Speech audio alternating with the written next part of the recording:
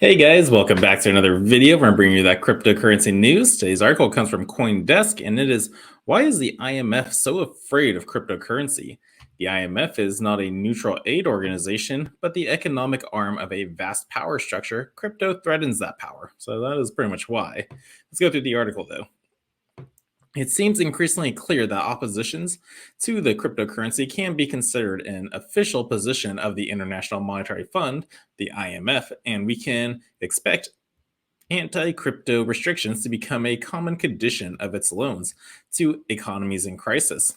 Most recently, Argentina has agreed to discourage the use of cryptocurrencies as a condition of a $45 billion loan from the IMF. The announcement comes less than a year after El Salvador's plan to use Bitcoin as legal tender met with vocal complaints from the IMF ahead of negotiations on a loan with that country.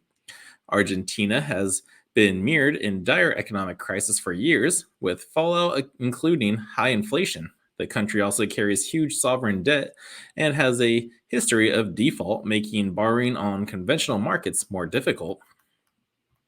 Meanwhile, sorry for that. Meanwhile, as laid out by the bloc, Buenos Aires has become a significant center of blockchain and crypto development, substantially because the country's economic and monetary chaos has pushed residents to seek the relative stability and trustworthiness of crypto like Bitcoin. Crypto companies and organizations in the country are still reportedly seeking clarity on what exactly it would mean for their government to discourage the use of crypto.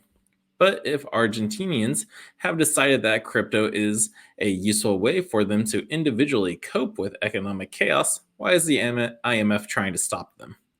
The IMF's real purpose is to understand what's going on here. You have to understand the political history and true purpose of the IMF. The agency was founded in 1944 in what the official narrative describes as an attempt to avoid repeating the competitive currency devaluations that contributed to the Great Depression of the 1930s. Sharp eyes will notice some sleight of hand here. The Great Depression largely ended by the mid 1930s, and the early 1940s were marked by something much more pressing than a hypothetical repeat of World War II. In reality, the IMF was founded less as a response to the Depression than as preparation for the end of the war and the reconstruction of Europe. And that reconstruction was not philanthropic, but a strategic pillar of then emerging Cold War. 4 years after the founding of the IMF, the U.S. Marshall Plan sent huge amounts of American capital to help Europe recover from the war, and equally important to make sure they recover as part of the Western liberal democratic order, rather than in the orbit of the Soviet Union. The Marshall Plan became something of a blueprint for the economic front of the Cold War, and the International Monetary Fund became the mechanism for letting 100 Marshall Plans bloom across the globe. Its presence in developing nations over the next half century was, in large part, meant to forestall the spread of communism. In exchange for its funds, IMF member states have generally had to comply with a variety of market reforms that connect them more deeply to the free market Western order. Those conditions can include wage cuts for public sector workers, the reduction of public pensions, the cutting of social programs, policies that favor privatization of public services, the abandonment of industrial policy, and the opening of capital markets. The average IMF loan comes with 20 such conditions. The IMF austerity program is often imposed on countries in the midst of crisis, making the reforms essentially a form of extortion under compulsion, of what American political commentator Naomi Klein has called the Shock Doctrine. And while they are advertised as reform measures intended to fix developing economies, they have just as often led to even deeper misery.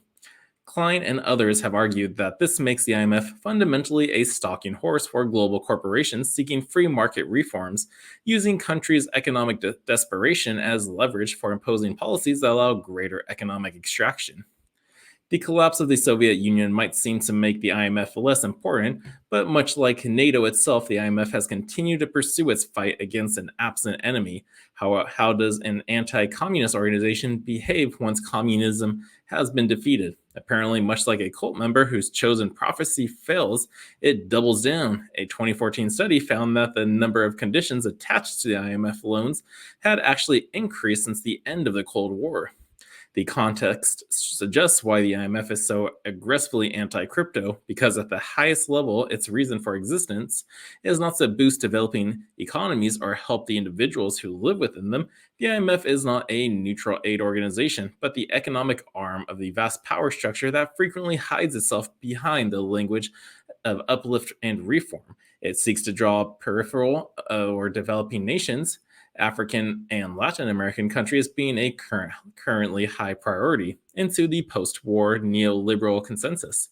Crypto threatens that power, even if the threat is somewhat distant for now. Mark Weisbrot, writing at the Center of Economic Policy Research, describes the IMF as a gatekeeper for creditors, cartel of Western funders, also including the World Bank and the Inter-American Development Bank. But as El Salvador is attempting to demonstrate with its volcano bond, and as the donations to Ukraine have recently shown even more dramatically, cryptocurrency is not easy to gatekeep. It seems very possible or very plausible that smaller nations such as El Salvador will before long have access to parallel crypto-based debt and financing market over which the Western order has only tenuous influence. That market will certainly be a small relative to the overall global banking system, but even a small financial escape hatch could provide meaningful leverage for pushing back against the IMF and its power-driven agenda. The IMF's own actions suggest they foresee that possibility and they're scared of it to death. So yeah, so they don't have like any power in the crypto space, and that's why they're kind of freaking out, because basically debt is what controls the world right now. There's so much debt out there, and debt is how money is created, literally in the American world anyways, ever since we were taking off the gold standard of, what was that? Was that 1930? Or no, that was 1973 when Nixon took us off the gold standard. But it was like 1930 when gold was illegal. But yeah, it's not backed by anything. At that point now, it's just a piece of paper backed by the government saying, yep, this is worth whatever the value is, $1, $5, $20. It's just, that's what it is. So, whew. But yeah, they are afraid because they know like people are going to keep using it. We're seeing it more and more.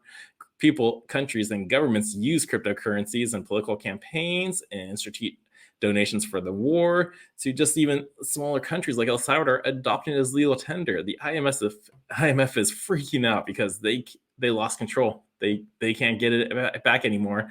So they're just spread as much FUD news as they can, so much hate to try to get people to turn away, but it's not going to do anything. So yes, great article. It definitely really, really was good and educational. So I hope you guys liked it. If you did, hit that thumbs up, subscribe to the channel so you don't miss a beat. And until next time, Crypto Sherpa is out.